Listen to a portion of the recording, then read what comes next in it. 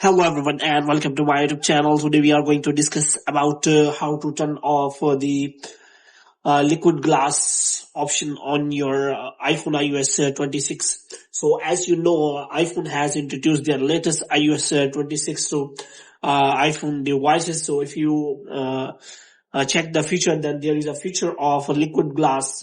So if you want to use it, then well and good. But if you do not want to use it on your iPhone iOS 26, then you can simply disable it.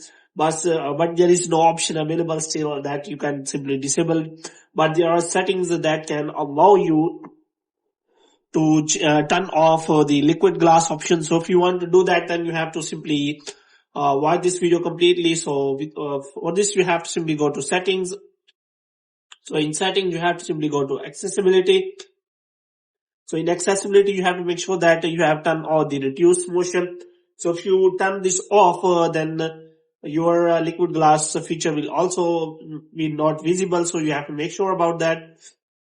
So if you want to disable it, then you have to simply disable that option, and your liquid glass option,